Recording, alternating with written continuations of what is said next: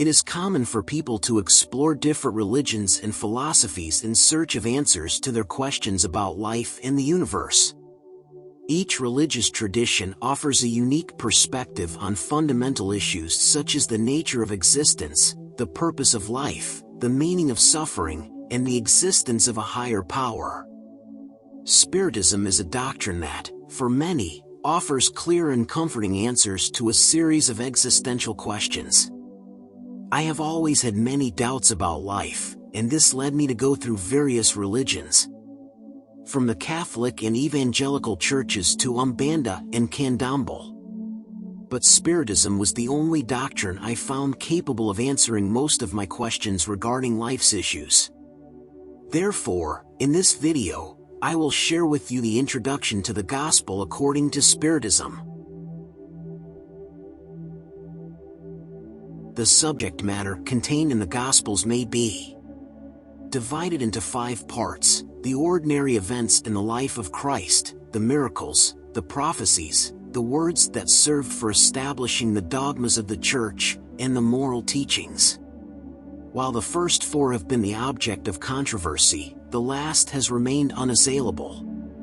Before that divine code, disbelief itself bows down. It is the ground upon which all sects can meet, the banner under which all may take shelter, whatever their beliefs may be, for it has never been the object of religious dispute, which has always and in all places originated from matters of dogma. Moreover, in arguing over such matters, sects would find in the moral teachings their own condemnation, because most of them are more attached to the mystical aspect than to the moral, which demands the reform of the self.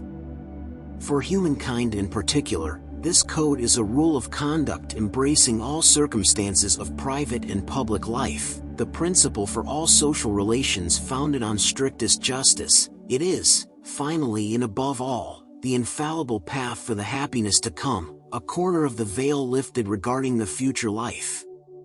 It is this part that is the sole object of this endeavor. Everyone admires gospel morality, everyone proclaims its sublimity and necessity, but many do so based trustingly on what they have heard said about it, or on the faith originating from a few maxims that have become proverbial. However, few know it in depth, and even fewer understand it and know how to deduce its consequences. In many cases, the reason for this lies in the difficulty that reading the gospel presents, which for most is quite unintelligible. The allegorical form and the intentional mysticism of the language make it something that most read to quiet their conscience and to fulfill a sense of duty, just as they read prayers without understanding them, that is, unfruitfully. The moral precepts scattered here and there throughout are mixed in with the throng of other narratives, thus they go unnoticed, making it impossible to understand them as a whole, or to read them and meditate on them separately. It is true that treatises have been written on gospel morality, but adapting the moral precepts to the modern literary style has robbed them of their initial simplicity that lends them their appeal and authenticity. The same has happened with the isolated maxims reduced to their simplest proverbial expression. They are no more than aphorisms that in this case have lost part of their value and interest due to the lack of the incidentals and circumstances in which they were given. In order to avert such incongruity, we have brought together in this work the passages that may comprise a universal moral code per se, apart from sectarian distinction. In the Gospel citations, we have preserved everything that has been useful for the development of the thought and have eliminated only matters that are off the subject. Furthermore, we have scrupulously respected the original translation by Sayce, as well as his divisions by verse. However, instead of holding to an impossible chronological order, which would have had no real advantage for such subject matter, the maxims have been methodically grouped and classified according to their nature so that they follow from one another as far as possible. Indicating the chapter and verse numbers permits reference to the common classification whenever deemed proper.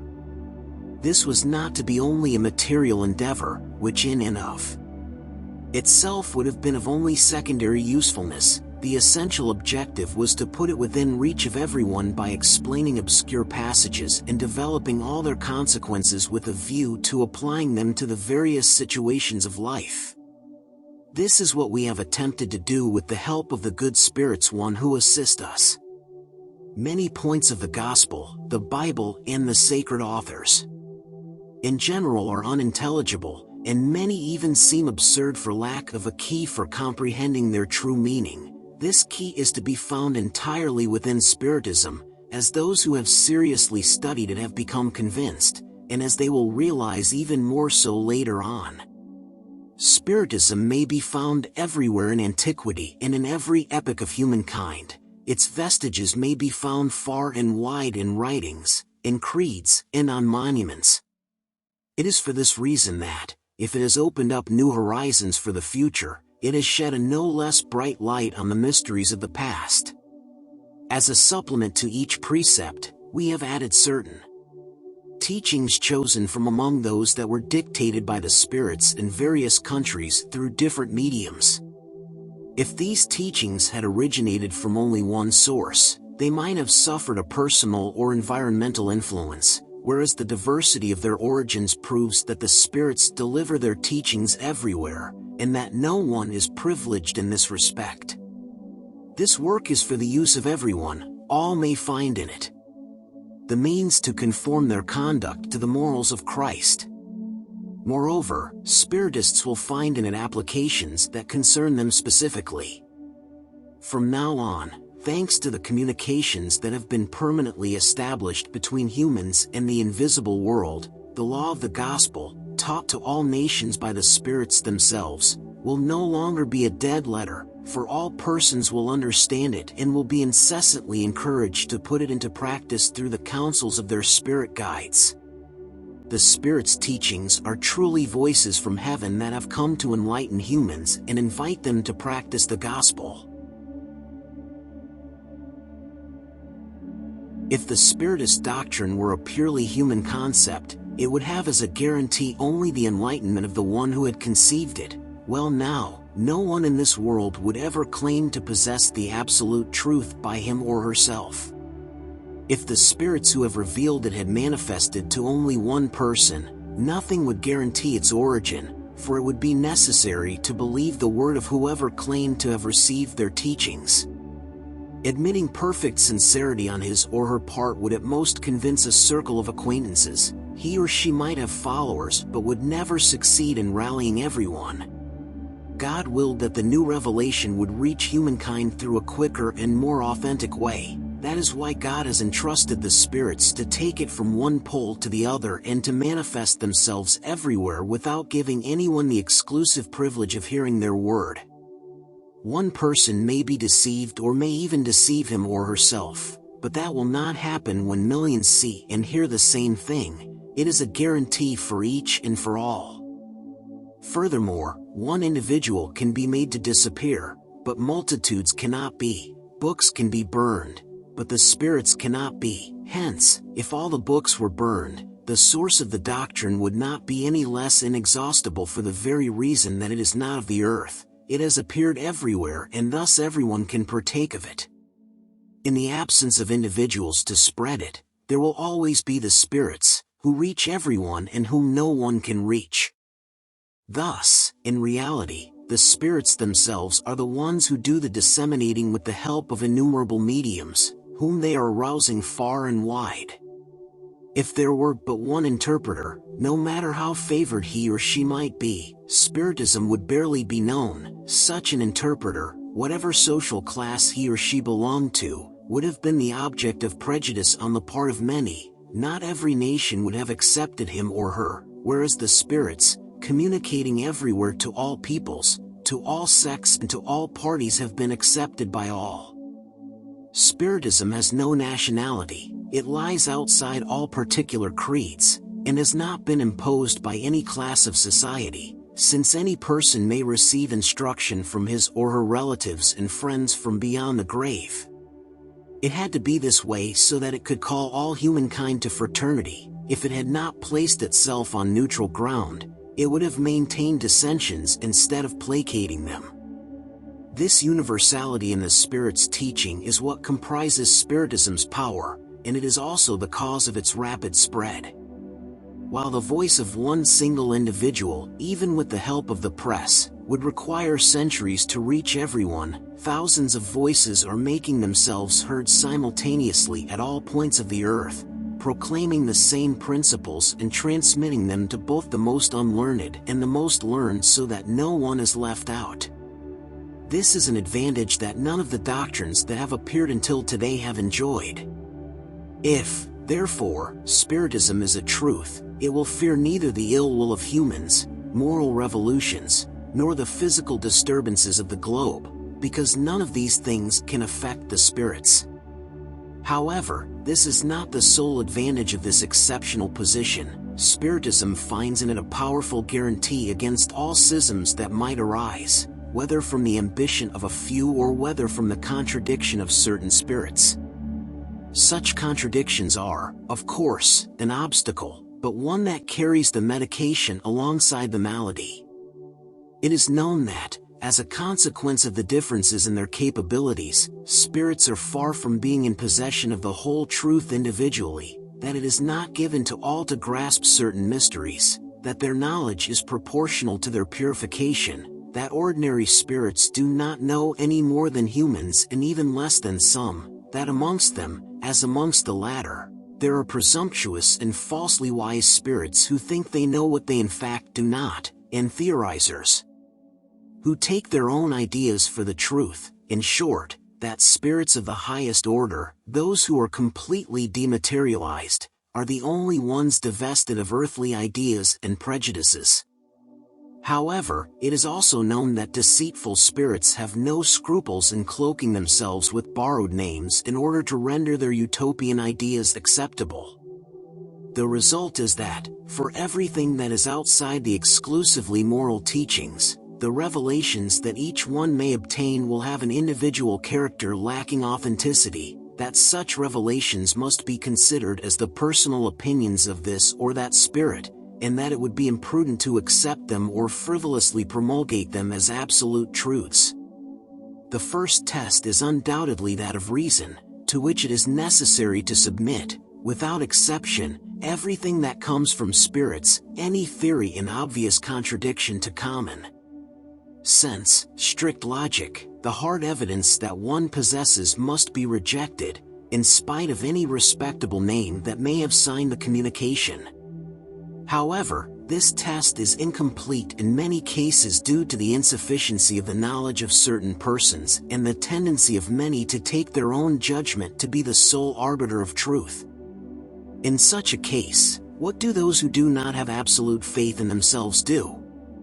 They take the advice of the greatest number and the opinion of the majority as their guide. Thus it should be with respect to the teachings of spirits, who themselves furnish us the means. Agreement among spirits' teachings is therefore the best test, but it is further necessary for such agreement to occur under certain conditions. The least secure of all is when the medium him or herself questions several spirits about a point in doubt. It is quite obvious that if the medium is under the control of an obsession or is dealing with a deceitful spirit, then this spirit may tell the medium the same thing using different names. Moreover, there is no sufficient guarantee in the conformity that may be obtained through mediums of one particular spiritist center, because they may be under the same influence. The only true guarantee for spirits' teachings is in the overall agreement amongst revelations made spontaneously through a large number of mediums unknown to one another and in several places. One must understand that we are not here dealing with communications of secondary interest, but with those related to the very principles of the doctrine. Experience has shown that, when a new principle is to be revealed, it is taught spontaneously in different places at the same time in an identical manner, if not as to form at least as to essence. Thus, if it pleases a spirit to formulate an eccentric theory based on its own ideas and outside the truth, one may be sure that such a theory will remain circumscribed and will fall before the unanimity of instructions given everywhere else. We already have had many examples of this. It is this unanimity that has caused the fall of all the partial theories that appeared at the beginning of Spiritism, when each person explained the phenomena in his or her own way, and before the laws that govern the relations between the visible and invisible worlds were understood. Such is the basis upon which we support ourselves when formulating a principle of the doctrine. It is not because it is in agreement with our own ideas that we present it as true. We in no way set ourselves up as the supreme arbiter of the truth, nor do we say to anyone, "Believe in such a matter because we tell you to." Our opinion is nothing in our own eyes except a personal one that might be correct or erroneous, for we are no more infallible than anyone else. It is not because a principle has been taught to us that it is the truth for us, but because it has received the sanction of overall agreement. In our position of having received communications from close to 1,000 authentic Spiritist centers scattered over diverse points of the globe, we are also in a position to observe the principles upon which this agreement is established. It is this observation that has guided us thus far, and it is also that which will guide us in the new areas that Spiritism has been called to explore. It is thus that, carefully studying the communications received from various places, both from France and abroad, we have recognized by the very special nature of the revelations that there has been a tendency to enter upon a new path and that the time has come to take a step forward. These revelations, at times made with veiled words, have frequently gone unperceived by many of those who have received them. Many others believe they are the only ones to have received them. Taken in isolation, they would have no value to us. Only coincidence confers authenticity upon them. Later, when the time comes to give them to the light of publicity, each person will then remember having received teachings with the same meaning. This is the general movement which we have observed, which we have studied with the assistance of our spirit guides, and which has helped to judge the appropriateness of doing something or abstaining from it.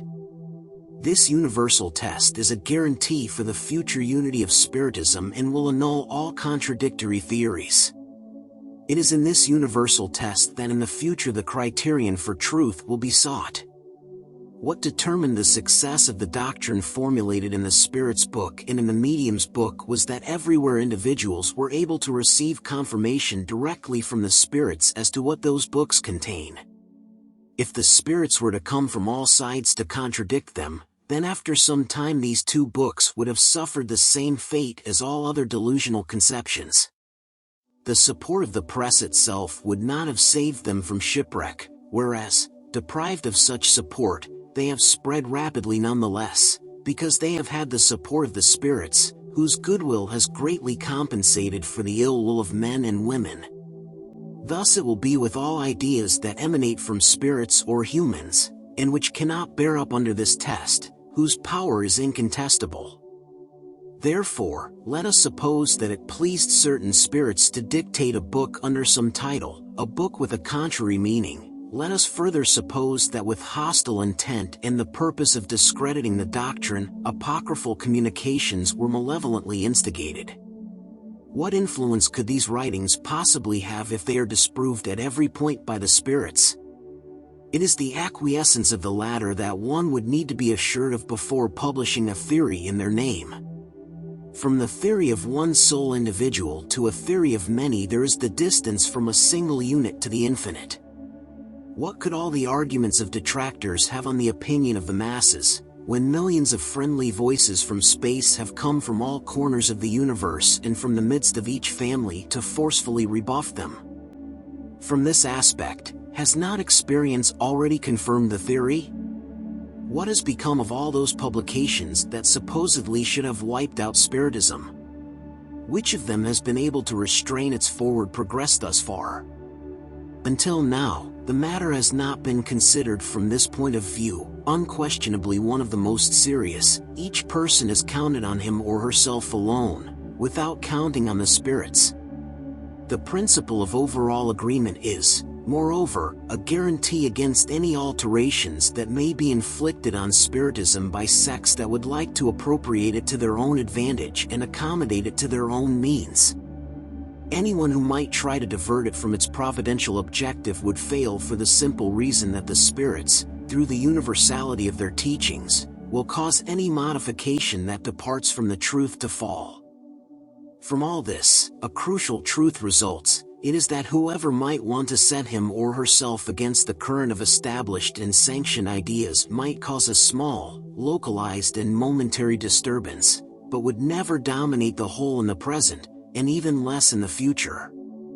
Moreover, the teachings given by spirits on as yet unclarified points of the doctrine would not be law as long as such teachings remained isolated. They must not therefore be accepted except with all reserve and for information purposes. Hence the need for the greatest prudence in their publication, and in the case in which it is deemed necessary to publish them, it would be important not to present them except as more or less probable individual opinions, but having in all cases the need for confirmation. It is this confirmation that must be obtained before a principle is presented as absolute truth, unless one wants to be accused of frivolousness or thoughtless credulity. Highly evolved spirits proceed with extreme wisdom in their revelations. They do not address the great issues of the doctrine except gradually, to the degree that our intelligence is capable of comprehending truths of a higher order and when circumstances are propitious for the release of a new idea. That is why they did not say everything at the beginning and still have not said everything today. They have never given in to the impatience of hasty individuals who would like to harvest the fruit before it is ripe. Thus, it would be futile for them to rush the time assigned to each thing by Providence, because then truly serious spirits would positively refuse to offer their assistance.